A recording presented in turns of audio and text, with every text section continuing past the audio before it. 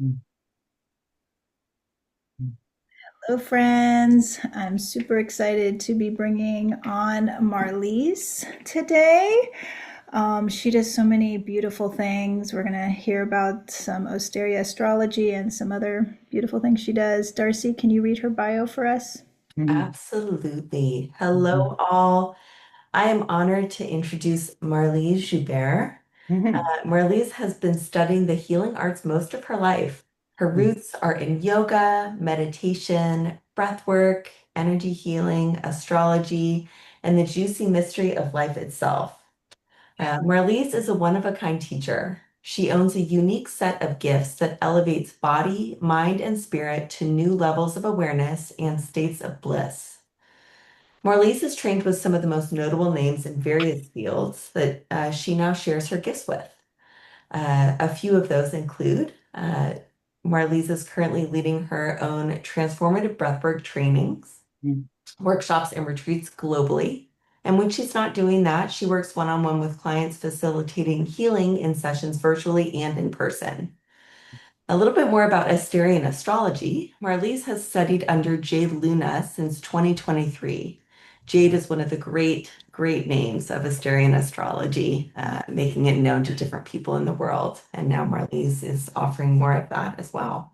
Uh, she is a certified Asterian astrology astrologer, the most accurate and oldest school of astrology that's based on a 27 star system.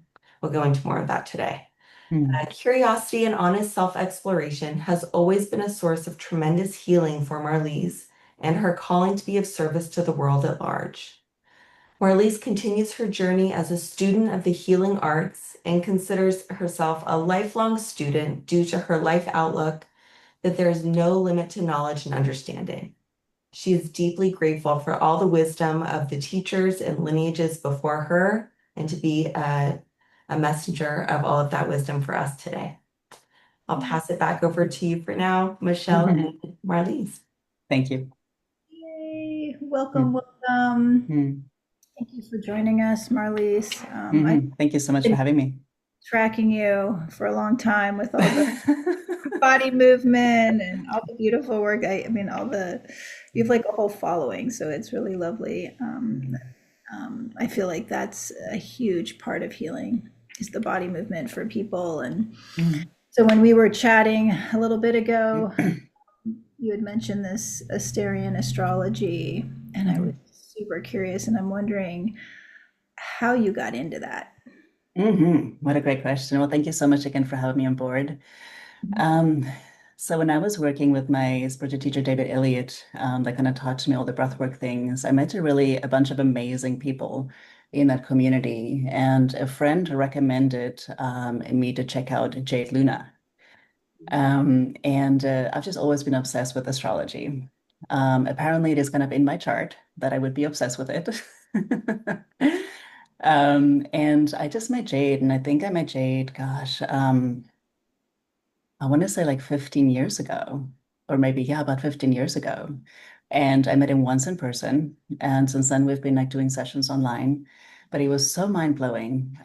It was so different. He actually made me a different sign, which is fascinating, which made so much more sense for me. In the way that he was uh, sharing his information to was very grounded. I've had so many astrology readings where it's just like all over the place. There's so much information. I don't even know how to process it and where to start. And the way that he was doing it is very simple. It's very simplistic, but also just the right information. It's almost like he shares things with you and you can kind of fill in the gap. You can start the sentence and you can, so that the themes around it is just, it's magnificent. And his calculations is so accurate on the day. Like he can say something to you on the day. Oh, sorry, babe. My cat. Sorry. That was lovely. Her little, I love Sorry, when baby. she has something to say. Um, yeah. And like on the day, he would talk about like a difficult week that would be coming up, and it would happen like literally on the day.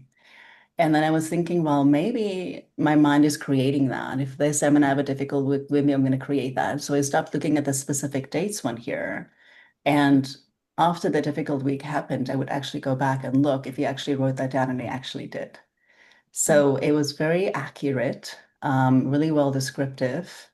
And he's just really knowledgeable. And he's gone to India like 20 or 30 times. And he's really dedicated his whole career to the work. And it just has so much information to share, which is insane. It's like this endless amount of like wisdom that kind of keeps coming through him. So anyway, I studied with him for a long time. Not studied, but just getting readings every year. And in the last few years, I'm like, you know what? I should like offer astrology myself, and people's like, why haven't you done this earlier? And then Jade actually said in my chart, it just looks like I'm going through a different cycle, like going into actually two different dashas, which is kind of rare to shift two dashas at the same time. And he's like, going into this new dasha, makes sense that I'm now wanting to really step up and be an astrologer. So we've been done some sessions online, and he's pretty old school. Like we still do like phone sessions, there's no like Zoom, there's no anything else. And we kind of figure out things like literally on the phone, how to like read charts and stuff. But it's been so much fun. I definitely find myself spending a little bit, like maybe almost too much time on somebody's chart because I'm kind of new to it. But I'm loving it. It just feels like time just goes by so quickly. It's really fulfilling. What do you think is the difference between this type of astrology and other types out there? Really good question. So a little bit of background. So 2000 years ago, when Catholicism kind of started, they banned astrology. They thought it was witchy. Mhm. And because of it, in that time too, when astrology really took off, a lot of books were written. And all those books and the calculations were completely accurate 2000 years ago. But because it was banned, um, the calculations wasn't being updated properly because there's a wobble in the earth. And I believe every 72 years, there has to be 1 degree that has to be shifted. And Western astrology was accurate 2000 years ago, but they never added the degree throughout the years. And so Western astrology is about 23 or 24 degrees incorrect. And so Vedic astrology, which is sidereal, and Asterian astrology, both Eastern, are actually correct. They kept up with the correct calculations. And so when you look at the sky right now and you see the stars, they look at the stars and then they create the prediction, which is Vedic and Asterian. Western astrology, when they say it's Aries season, you look up at the sky, but there's no constellation of Aries. The Western astrology goes by the calendar months and the seasons. Mm. And so that's why Astarian astrology is so much more predictive because it's actually correct. Because um, a nakshatra means star, and so the system look at the stars to predict, where Mhm. Western astrology look at the calendar months to create predictions. And then what takes this further with Asterian astrology is the three stars within every sign. And Asterian goes specifically and work with the stars. And so it's so much more in depth because there's three stars in every sign, which means that there's three different types of personalities within every sign. There's like 27 stars. So it makes it even more individual and more just more refined. Mm. It also works with like archetypes and deities and animal medicine. So you're kind of ruled by, we even have an animal totem. So you get the head, the shoulders, the torso, and the legs. And so that's kind of your natal blueprint, and certain animals that's kind of ruling your sign and stuff like that. So Mm. yeah, Love. yeah. Um, how do you think it's useful for people? Like I know, I mean, I've had lots of different types of readings, so I kind of know how it personally works for me, but what do you think? Yeah, that's a great question. Everything is energy, right? And so I feel like we have a blueprint in this life. And so when you look at your natal chart, I believe that it can give you some clarity on some of your challenges in this life, right? Some of the karmas you brought in, some of the things that you're transmuting or healing or growing into, and some of your gifts, your purpose and what makes you you. And I think it's really validating sometimes to kind of recognize that sometimes the struggles we go through is not for no reason. I think it gives us a different perspective to sometimes we get so caught up in the human journey, and our limitations and maybe judging ourselves for having these experiences instead of recognizing that we actually sign up for these things and that there is actually a silver lining, and that we can transmute more of the shadow into more light. Um, so that in itself for me feels really validating. And I think validating is something that I think as a human, we'd like that. We like to know that we're on the right path. We'd like to know that we're heading in the right direction, that we're not behind or not wrong, that there's something wrong with us in any capacity. So it's validating. These readings are also pretty empowering too. One thing that Jade has taught me too is that you don't want to give somebody a reading where they feel worse at the end of the reading. So even if there are some challenging alignments and things, you're not going to, you know, lie about it or be incorrect around it, but you'll share it in a way where they can understand that there's like a growth opportunity, or a way that they can kind of be empowered around it. And then with a yearly forecast, little things like, it can tell you specifically, like say between like March and April is not the best time to travel. You'll be extra stressed, maybe you'll get sick. Maybe there's like, or it can give you like certain cycles where they can say there's going to be a lot of transformation, maybe in your finances, or perhaps stay put or be more moderate around it and things like that too. So it's just a blueprint, and everything again is energy, and every planet has like a higher frequency and a lower frequency. And so everything is here for us to, excuse me, to help to wake us up and help us to get to know ourselves better. And I think once we know ourselves better, we know how to respond to life better. And I think that's a really beautiful exchange around like self-empowerment and kind of recognizing that everything really happens for a greater reason, even if it doesn't always feel like it. So we can kind of step out of the victim mentality, being human. I love that. I love the wisdom that comes from that. Yeah. Um, I love how you kind of look at layers of different things that you do. What healing work that you do calls to you the most? Like, what are you doing more of these days? Because I've always known you as like Yogi Marlize, you know? Yeah. You're doing so much more these days. Yeah, I think that my journey getting into yoga was very scary for me.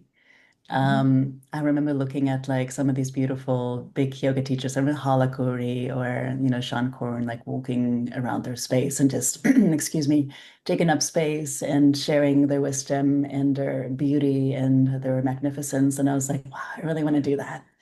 But I don't think I can, it was like I felt so shy and small. And so yoga was a stepping stone for me to kind of step into this journey of being a teacher, to kind of recognize that I do have something to offer, and overcoming a lot of my own limitations within myself of like self-doubt and fear and, all the things that comes up around teaching. Um, and I feel like it was a stepping stone for me to get into my body, out of my head, to help me to be more grounded, to then step up into something more expansive, which I love to do to answer your question, finding breath work, circular breath work, like 2010 with a spiritual teacher, David Elliott, which I've mentioned. And I'm absolutely obsessed with it. It has like changed my life. Like I feel like my life took a 180 in a matter of 6 months. When I met my teacher, I just always had this feeling that I just wish somebody can tell me how to do life. I want a mentor or a teacher, or I felt I had so much confusion growing up as a kid. And it's like wasn't living in my body and I was super empathic and had no clues. I was feeling everything around me and not myself. And breathwork brought me to a place where I could actually recognize that what I do have to offer are actually gifts, and who I am is actually a gift, and it's not something wrong being different. Um, and so I kind of became a groupie. I started studying with him for about 8 years, and I would attend every single workshop and every training and every retreat. I was pretty much monthly. all over the world. We traveled to places in Europe and things like that, and the silent circle every month, and just studying energy, like what's mine, what's not, what happens to the body, the nervous system, and eventually assisted him. Eventually, led some of his trainings for him, and then at one point realized that I'm needed to kind of find my own voice. So I kind of stepped away and wrote my own trainings in 2019. And so the first training I led was at the start of 2020, was literally 2 months before we got shut down for COVID. Um, and it was incredible. I love, it took me a little while to recognize that or understand that people will actually have the same magical impact through breath work than what I had, because you always question if people are going to really get a lot from the practice, even though they do. And if I mean, knowing that I did. Um, and yeah, I just snowballed from there. And I was sitting in a group a while ago too with a teacher close to 2010 when I just met the practice for the first time. And one of the women that could kind of see a little bit into the future mentioned that breathwork is going to become as mainstream as yoga. And I remember laughing at the time. I was like, there's no way that's going to happen. And it's starting to. And I'm just really blessed that I met my teacher early on. And now I have this opportunity to kind of share the work. I studied with him mostly spiritual work and energy. And in the last few years, I've just done some self-study around the science, around the practice too, so that I can share with people that's maybe less woo-woo and can I have an understanding of like just some people just like the science more than the energetics of it. So even though it's all the same thing. So do you feel like, are you doing a little bit more breath work these days than yoga? Absolutely, yeah. So I mostly have breathwork clients. So I have people coming in. It kind of sounds like therapy. We have a conversation first. We work a little bit with energy just to satisfy the mind. Things come up, and then we do breathwork sessions and clear all the work, the energy, and things that's stagnant out of the subconscious, out of the body, whatever the soul is saying that they're ready for. So yeah, I do one-on-one sessions. I offer weekly classes. I offer monthly events, and then also lead trainings. And so yeah, I'm mostly doing breath work. Still have a couple of yoga clients left, which is just fun and sweet to do. But mostly doing that, yes. And then Asterian Astrology is kind of the newer offering that I'm offering. Do you combine them? Like where you do like breath work and some astrology? Yeah. So we had that conversation a few weeks whenever we talked. And so I thought that was a really great idea. So I actually did put an offering online.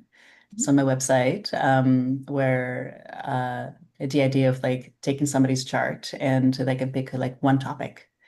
And we can kind of go into it, whether it's love and career or finances or spiritual practices, whatever it is too. And they can see what's going on in that area of their life and I can share with them. And then we can do a breathwork session around it and illuminate some of those areas and clear out whatever needs cleansing and get some forward movement for them in that life and that area of their life.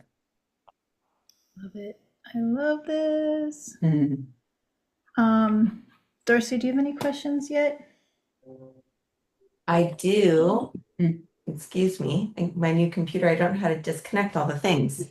Um, that happened before, and the person that I was on the call with, they're like, "It's the angels calling, it's the angels calling." And I was like, "It's someone from the stars." Um, I'm curious, Mm. Marlize, if there's any personal experience that you're open to speak to that has really solidified the value and necessity of one or multiple of these modalities for for healing, for finding meaning in everyday life. I know Mm. before the recording started, we were talking a little bit about how much has changed and Mm. continues to change over the last handful of years plus. Mm. And I know how powerful it is for me to hear some personal stories of Mm. modalities uh, Mm. that maybe some of the listeners would identify with if you're open to it. Absolutely, yeah. So just want to clarify, are you talking about like sharing, maybe seeing a client transforming in a way, or are you talking about me personally? Either would be Either. fantastic. Okay. Okay. Um, so yeah, I was there was a time when I started working with young girls in breathwork. I met a girl, I believe she was like still in high school, 17 or 18.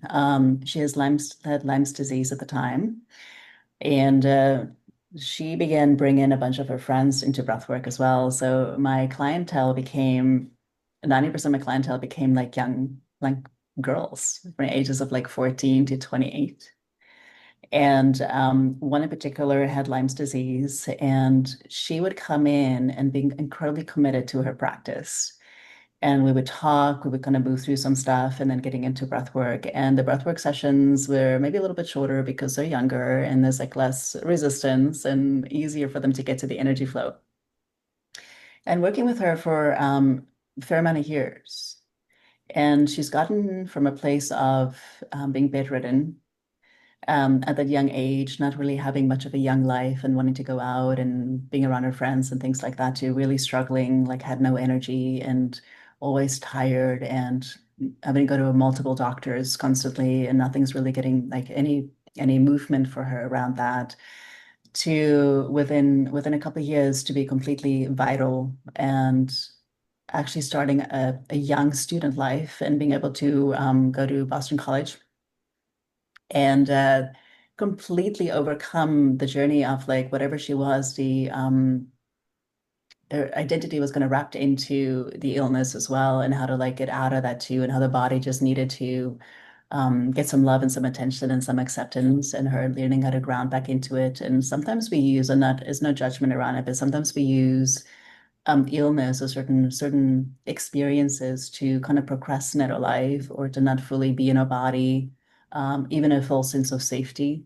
Um, because if we don't have anything to focus on that keeps us stuck in the moment, it means we actually have to step into a new place and have a heart open and take risks and fall in love and have a new relationship and stepping into all these gifts. And sometimes, we have a fear around failure and things like that too. So she committed weekly and completely transformed that. And she has no lines. Like she is vital, energetic. She's in a new relationship. She finished college and um, actually started a job. Wow. Yeah. Yeah. It was amazing. It was absolutely incredible. The way that I'd like to understand this practice, and we all have different beliefs, is that I do believe that, things do manifest in the body physically. It's usually the last resort of something trying to get your attention. And we do have to take care of the physical body too. It's not just let's just do breath work and everything will just heal. Um, I'd like to believe that too, but it's like, sometimes we need like Western doctors too for certain things too. But once we get to the root of the limiting belief, of the manifestation, whatever is eventually manifesting in the body, we can clear it out. We can create a new belief, a new relationship with our body, right? A new relationship with like the discomfort, um, a new relationship with the things that we want to create, a new relationship with the energy of fear, right? Or procrastination. Yeah. So that was really amazing. Yes. Yeah. So often I notice that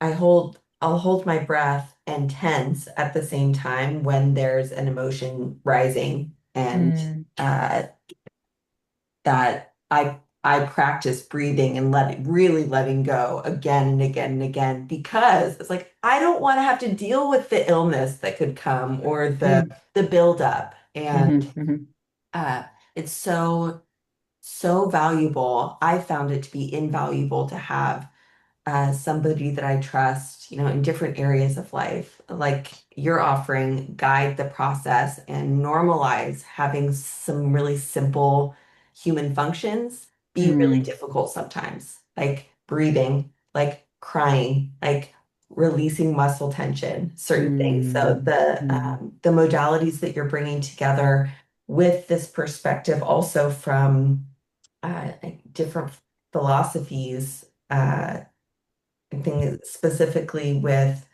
Asterian astrology is really special because it is customizing, it's customizing something really simple for anyone. And fun fact, I've had a call with Jade. Oh, you did? Yeah, so my sister introduced me to Jade Luna years ago. Uh-huh. And one of the things about Asterian astrology that I find so fascinating Mm. was is the being able to get clear on what location Oh. or locations could be really supportive or not so supportive based Mm. on the chart. Mhm. Remind me what that's called.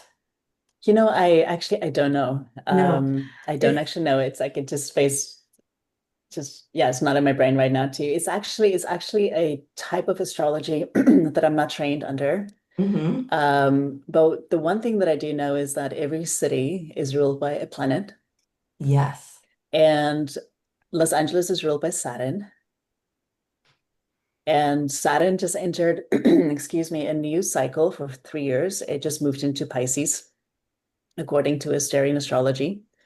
And Jade actually mentioned that sometimes when we go into a new cycle, that sometimes there's an energy clearing, a cleanse that happens right before. And there was alignments happening in the sky that had to do with some fire planets too. And he said it makes a lot of sense that there was all of these fires that moved through Los Mm, Angeles because there's a massive amount of change. And he was looking at then Saturn going into Pisces. And now that he's in Pisces, there's going to be a lot of like things around water, floods and things like that too, which has been taking place as well, not just in LA, but everywhere.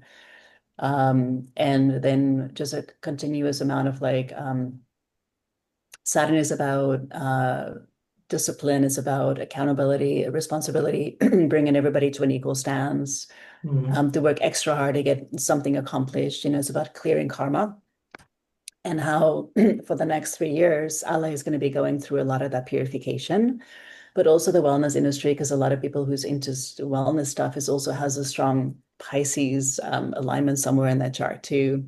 So it's also going to bring up and clearing out like false gurus, people that shouldn't really be in a seat of a teacher.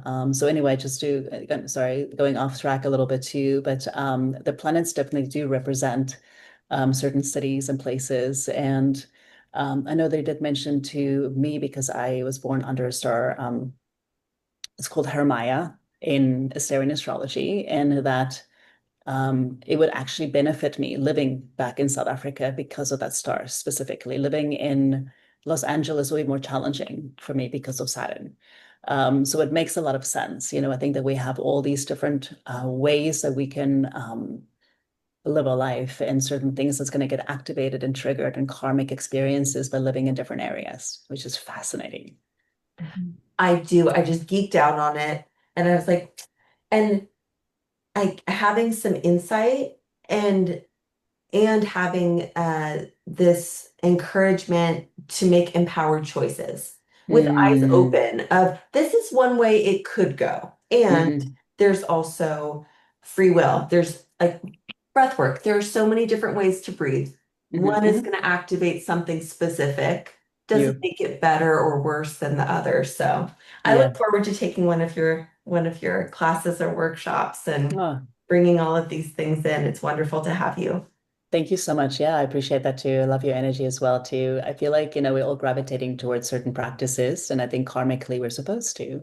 If you believe in past lives, I think that some of us has met some of these practices already, and some things work and some things don't, and I think that's the beauty of it, the exploration and the curiosity of like dipping your toes into different practices and also just different teachers, because some things you'll relate with and others you won't. So thank you.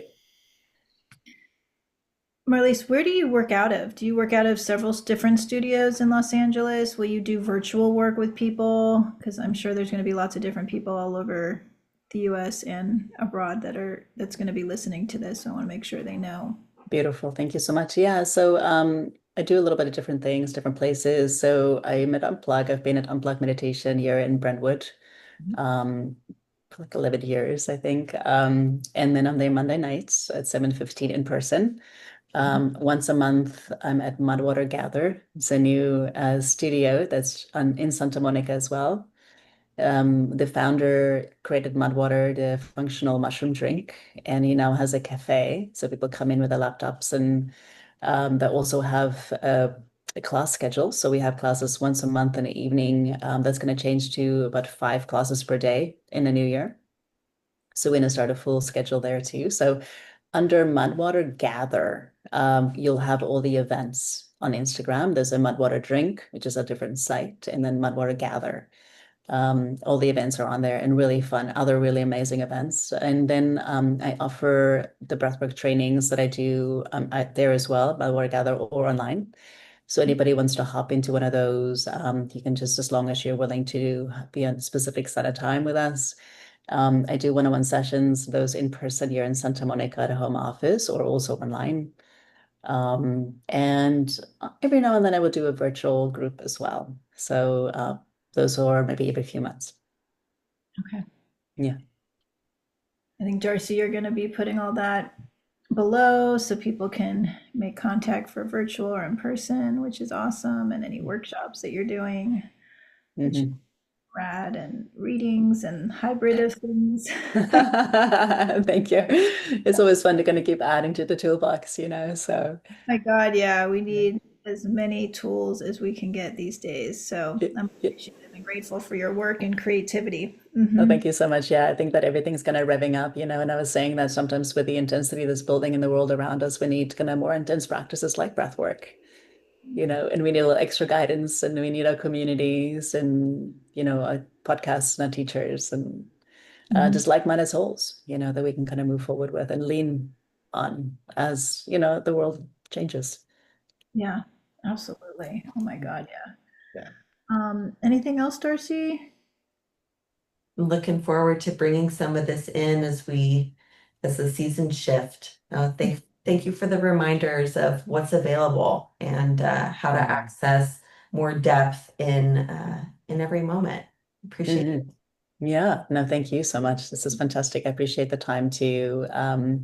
And yeah, I think that just, our value systems are shifting a lot too. And I think that as we are shifting and things are clearing out, like Jade was mentioning, that we're about clearing 75% of karma since it started 2020 until like 2050. And so things are speeding up and it's more intense. And we're going to need our people, we're going to need our communities and our podcasts to know that, hey, we're not alone in our process. So thank you so much. Lovely.